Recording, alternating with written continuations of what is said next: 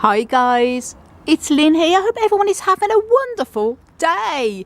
Now welcome to Overwintering vlog number 4, and in today's video I'm going to be focusing on the Euphorbias, and that's all this group here that we have in the polytunnel. But because they're not cold hardy, they ideally like a minimum winter temperature of about 50 degrees Fahrenheit, which is about 10 degrees Celsius. So because of that, it's time to bring them in. Now I've done a series of overwintering video vlogs over the past few days, so do check them out. They'll be on this channel. And if you want to know how to overwinter cacti and succulents, and also the minimum and maximum temperatures that you can give them for the winter time, then do check out a video I have made on how to overwinter cacti and succulents. Links up above, and I'll also put the video link down below as well in the video description and at the end screen of this video. And also I share another video on tips on overwintering cacti. I've got quite a lot of overwintering videos where I talk about all the minimum maximum temperatures and the individual plants. So do check them out guys, and I'll link them at the end of this video and down below as well. Now what we're going to be doing here, we've got a lot of euphorbias. These ones are very large. We've got 3 big euphorbias. This one is Euphorbia triangularis, a beautiful old plant here, and the one at the back of it here is another euphorbia. I think this is a Euphorbia ingens, I think it is. It's done a lot of growth this year, come up on it. It's a lovely plant.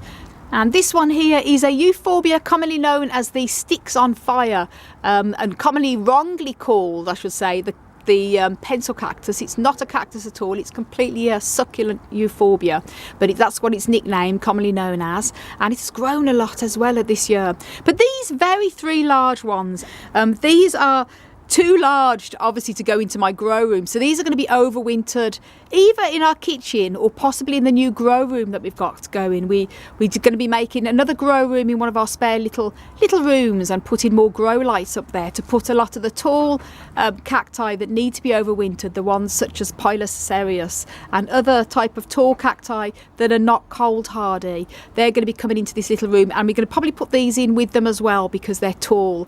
But all of these smaller ones here, except for probably these 2, these probably go into the even the kitchen, I think. All of these other ones, these smaller ones here, as you can see, are going to be overwintered in my grow room, which is also my office upstairs. And I've made a special room especially for them, so they should all go up there. I think this one here is going to be too large, and this one here, they possibly have to go into the kitchen. So I'm just going to bring in today the smaller ones and show you what they look like when they're put away. As I say, Euphorbias, a massive, humongous genus, and the minimum temperatures vary to each one. But as an overall rule of thumb, it's always best, as I would say, to minimum temperature of 50 degrees Fahrenheit, which is 10 degrees Celsius. And I've overwintered and brought a lot of plants in already, as you guys know. There's lots of space now. So we also have 2 little greenhouses here out the back with other types of cacti in there that also going to be coming back into here once we've made space with all of these as well. There's going to be a lot of overwintering vlogs coming up over the next while, guys. But Euphorbias today is what I'm going to be focusing on. So I'm going to show you, as I say, the big ones are going to be keeping for another day. Luckily the weather's been very mild here in Ireland, in Northern Ireland, so I've not had to really worry about them. But we do know it's now November and the temperature can just drop like a ton of bricks overnight. And obviously we have a heater in our polytunnel that we keep at 5 degrees Celsius, 41 degrees Fahrenheit. Usually keep it above that, but if it drops to that in the night, it will kick on. So it never drops below that. But as I say, Euphorbias like to be much warmer than that, about 50 degrees Fahrenheit, 10°C. So obviously these have to come in. So I'm going to show you the ones I'm going to be bringing in today, put these onto the table, and then I'm going to show you what it looks like when I'm putting them all away. That's the first lot I'm going to be bringing upstairs. I'm not going to be bringing these ones up as well, but because they're larger, I'm going to bring them upstairs after I brought this lot up first. But I'll show you what there is here. Here are some Euphorbia canariensis seedlings that I have grown from seed. Very cute, I have to say. This is another Euphorbia canariensis, one I haven't grown from seed, but a young plant. This one here, I have got the name of this, and it's at the tip of my tongue, but I'll write the name going across the screen now. And this one here is also, not quite sure what this is. This is the mother plant there, where it's come from a cutting. It's this plant I have had for, golly, well over 25 years anyway. And as you can see, it's a very old euphorbia there. But this is a cutting from that one. And then this one here isn't a Euphorbia, it's actually an Alaudia Procera. But I'll write the name going across the screen. But I keep it like a Euphorbia, and it likes the same type of care and minimum winter temperatures as well. And these are my 4 Euphorbia medusoids. And when I say medusoids, they're part of the Medusa family of Euphorbias. Different types here. This one, I don't know if I've got the name of that one. I have wrote them on, but the labels have faded, which is really annoying. But if I can find the ID of this, I'll write it across the screen. If not, I'll try and find out for you in the future. And this one here is Euphorbia, one of the Euphorbia medusas as well. And this one here is also, a label has faded on this one. I think I do know this one anyway. This is Euphorbia. Yeah, I'll write it across the screen, obviously, because you can see the label has completely faded. But I do know the name, so I'll write it across the screen. And this one again is another one of the Euphorbia medusoids as well. So that's the ones I'm going to be bringing up now. This one here is a Euphorbia bayoensis, beautiful, beautiful Euphorbia, and often wrongly classed as a cactus because it looks so cactus-like, especially with its thorns that look very spine-like. But it isn't. It is purely a Euphorbia and not a cactus because it doesn't have areoles. And if you want to know what the hell is an areole, well, it is the tufty things that spines emerge from. Not necessarily in the case of these astrophytums, but this is where the spines come from, the little cushions there.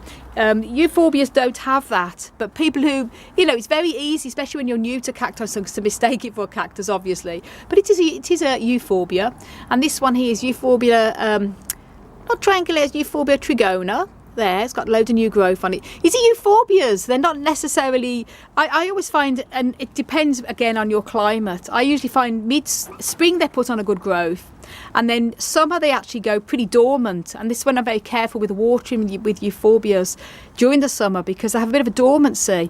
And then winter, and sort of mid-fall to late fall, they have this new growth come on them, as you can see.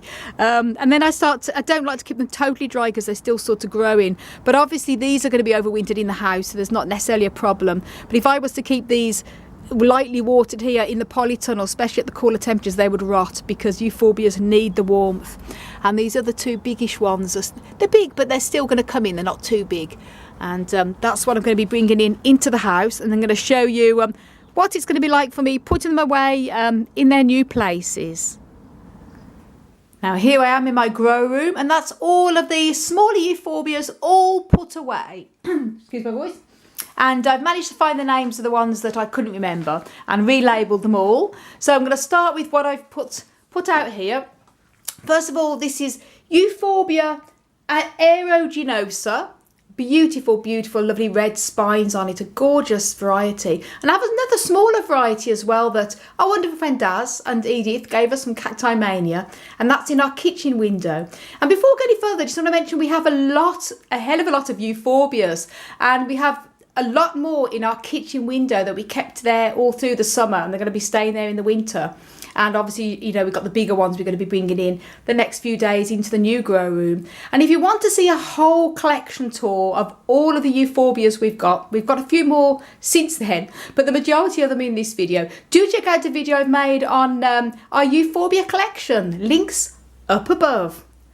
And back to what I was talking about. This is Euphorbia aeruginosa. And then this one here is Euphorbia resinifera, that one there. And then this beautiful one here, as I say, that's very cactus-like, is Euphorbia bayoensis. And then this one at the back here is the Alaudia Procera. And I say it's not a Euphorbia, but it's similar care to it there.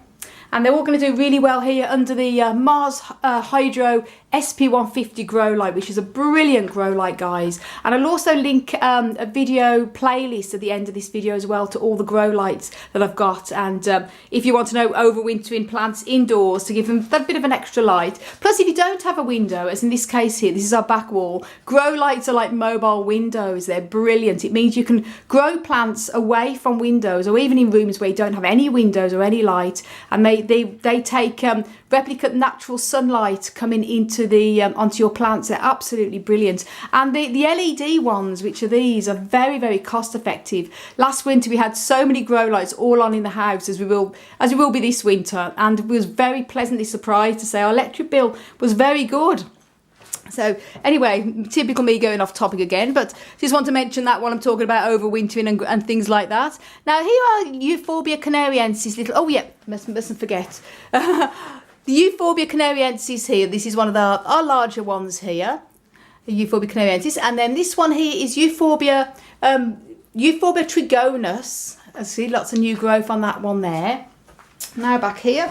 These are our Euphorbia canariensis seedlings here, all different sizes, even though I sowed them all in 2018. But they're growing great. And then here is the one, I'm not sure of the ID of this Euphorbia. Now, Clyde Morris, our wonderful friend Clyde, has an absolutely breathtaking collection of Euphorbia. So do go out and check Clyde Morris's channel out if you want to see Euphorbias like you've never seen before. He has the most incredible collection I've ever seen. Links up above to Clyde's channel, and do go over and subscribe to him. And Clyde, if you're watching this video, can you ID this for us? We have a larger one of this plant also in the polyton that we're going to be bringing into our new grow room. I've had it for over 25 years. This is a cutting from the mother plant.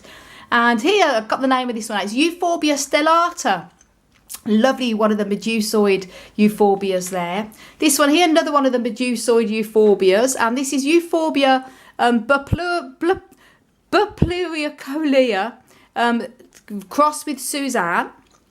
And this one here is Euphorbia caput medusae. Absolutely amazing. Again, these two are the Euphorbia medusae. And this one is Euphorbia flanagani. And I've had this for quite a long time as well. I'm going to be cutting off all these little dead stems here. I do this regularly to keep on top of it. As it grows up, these old ones die back. And I think I've done a video on how to prune these. And if I've got any room left on the links up above, I'll put the link up above to that as well on how to prune them, because some people often say, what do you do with them? And just cut them back. And this has the most beautiful, gorgeous yellow flowers on it in the spring and summer. And also, if you want to see what this beautiful euphorbia is like when it's in flower, it's gorgeous little yellow flowers, do check out a video I've done on this lovely same plant of this one when it's in flower. And links also up above. And then, last but not least, I have here, this is commonly known as the corn cob Euphorbia, and this is the variegated form. I've got two of these. As you can see, it's like a snake. I'm resting this on these other plants here very carefully, and this one is a very old one that I've had for a while. That was a rescue from a guy who had grown it for a number of years. Sadly, he got taken ill, had to go to hospital a few years ago, but I managed to get it from him. And it was actually like this. This is all of the new growth since I've had it. It's absolutely amazing. And this is one I've had for a long time as well. As you can see, lots of lovely sort of variegation on these. And it's called the corn cob because of how it looks like a corn on the cob. So as I say, we have many more euphorbia. So do check out that euphorbia collection video. And also, guys, if you want to know a little bit more on how to care for and grow cacti and succulents, well, please obviously do subscribe to my channel, but also check out my website, desertplantsofavalon.com. So guys, thank you so much for watching, and I want to send you loads of love, heaps of happiness, and tons of plant power from across the Emerald Isle. And until my next video, bye.